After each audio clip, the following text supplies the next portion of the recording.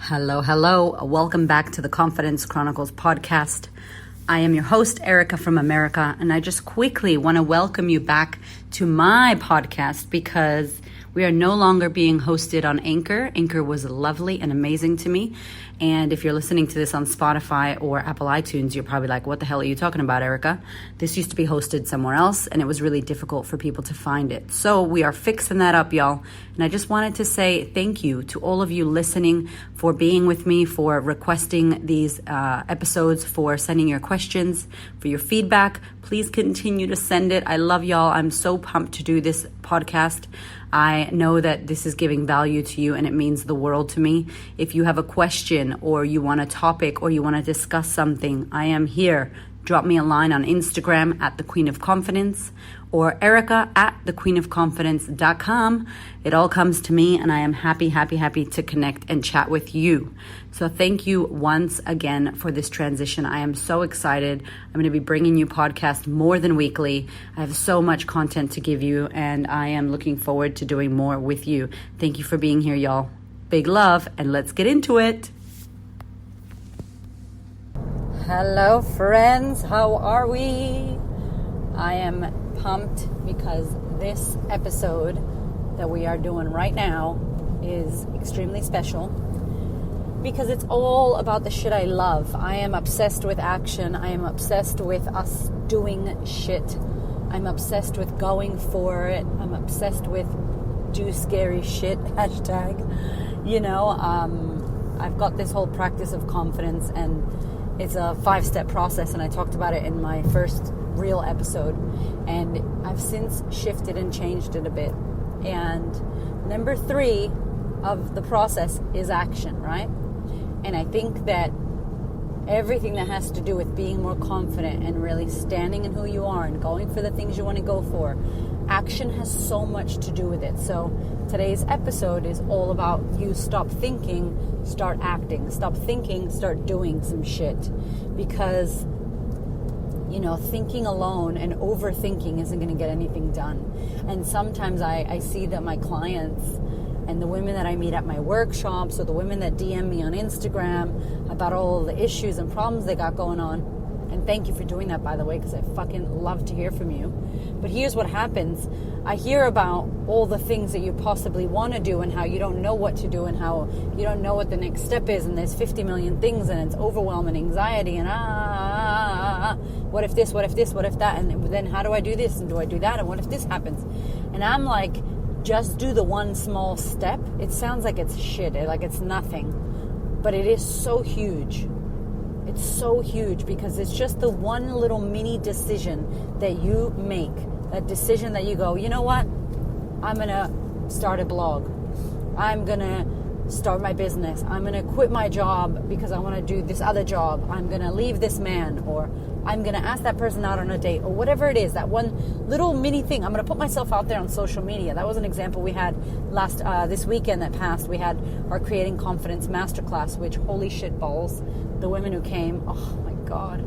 I was blessed enough to have a woman, Courtney, who came for the second time, and I had a beautiful aunt helping me crewing, and I mean the women who came were just phenomenal and brave and amazing. And every time I do this workshop, I'm just so grateful and so blessed because the most amazing people show up and fucking magic happens, So we were talking to one of the ladies there, and one of her actions or one of her big fears was getting in front of the camera on social media and like telling people who she was, basically branding. People don't buy fucking products. People don't buy hair dryers. People don't buy peanut butter. People don't buy shoes. People buy fucking people. People don't buy products. They buy you. They buy the business. They buy the person behind it. People come see me because they like me. There's many confidence coaches out there that can get them the same shit, life coaches, whatever, therapists. There's same kind of people that can help them, but it's me when I express myself the way I do and my flavor, and I use my story and my words and my swearing and saying vagina randomly, all that crazy shit I do. They buy me. They don't buy the product in the hour with me to coach. Do you get me? So her crazy thing was I want to let people see me. I want to be more seen. So you could think in your head, oh my God, I'm so nervous about people seeing me on social media. I'm being honest about my face in the morning with no makeup, or, I'm overweight and I don't want people to see that, or whatever it is. I got a pimple and I don't want people to see that. I don't look good on camera. My voice sounds annoying. Whatever it is about yourself that you need to get over, what's the first thing? You got to just commit to, fuck it, I'm going to do a video. I'm going to do a hello, I'm me, nice to meet you, thanks for being here, and it's going to be the scariest 20 seconds of your life. And then it's over, and then you push publish, and then people have it in their face. And then you get feedback, and then maybe the feedback was great, or maybe you were like, oh, that wasn't so bad, and then you do another one. And that's how you kill it, right? You do one, and then you do two.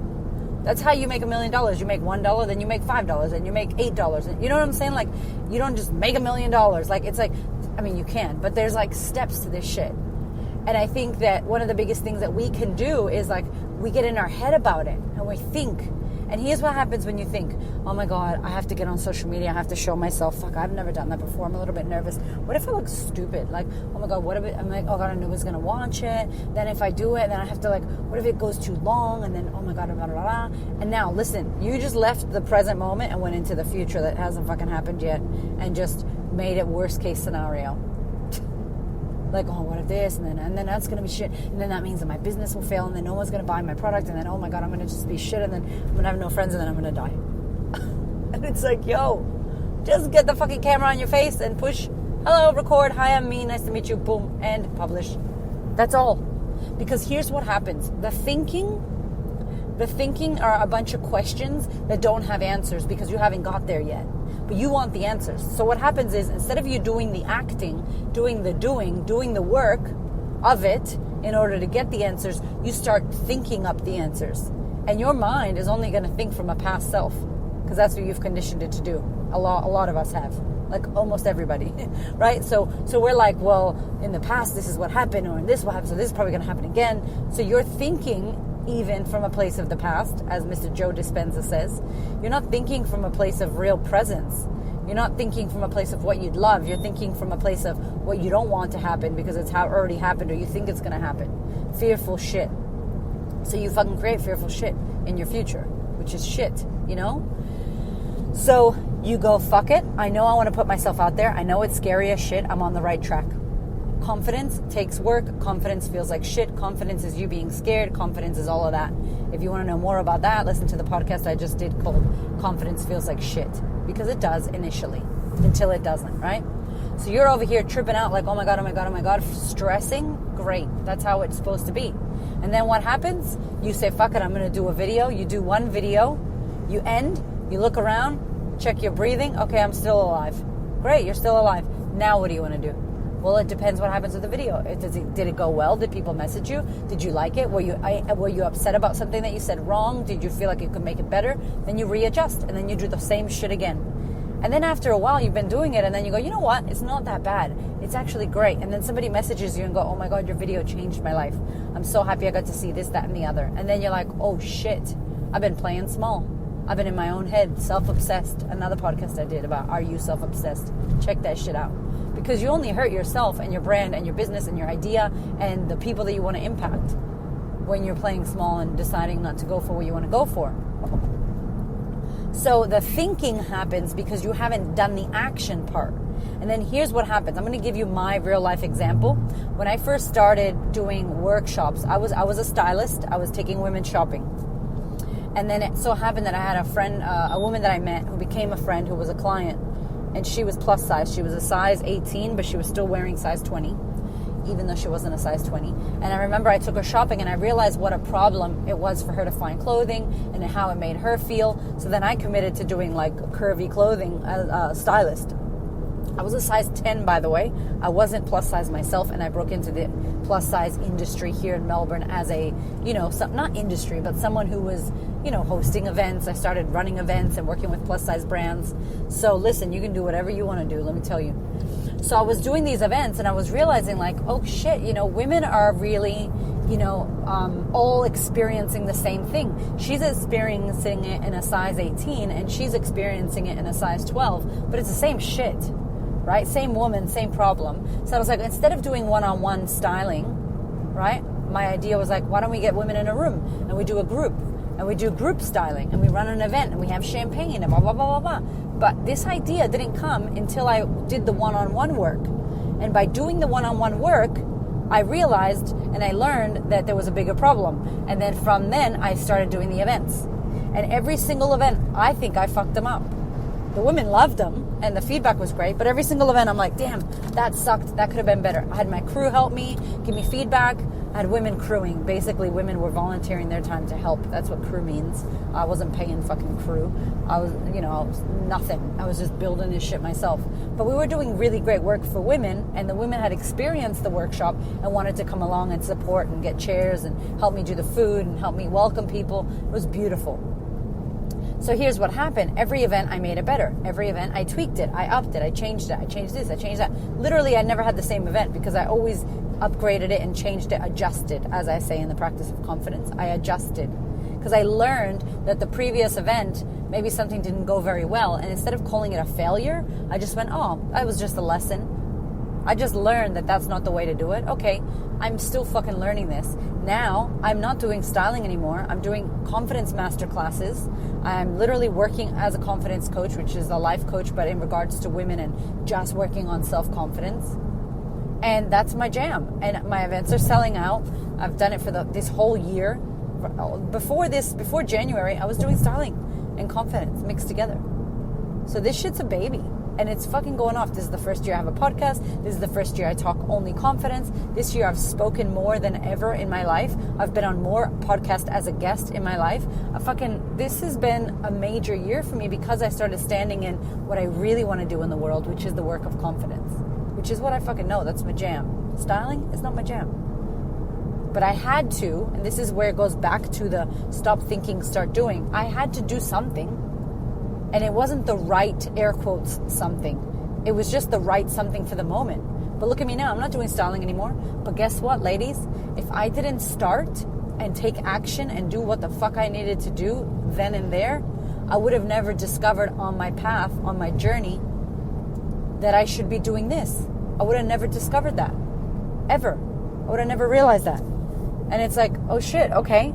So sometimes you gotta do what you gotta do in order to, you got to do what you got to do in the moment in order to see that you got to go the other way, or you don't like that, or you want to change this, or, oh, okay, you see more that opens up. Like you take a step and then more steps clear.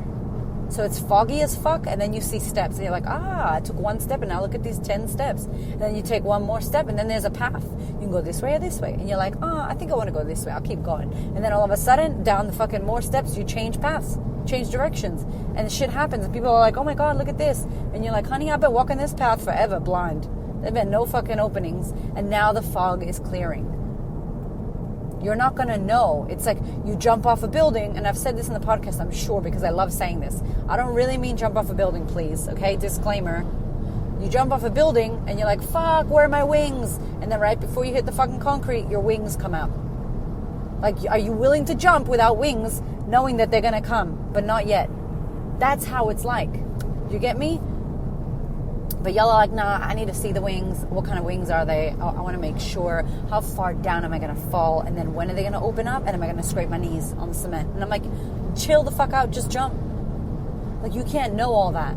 So the thinking that you're doing, you're not doing. You're just thinking. And the thinking that's happening is creating all this fear that's not fucking real. All this bullshit that's not fucking real. Instead of you actually taking a fucking action step.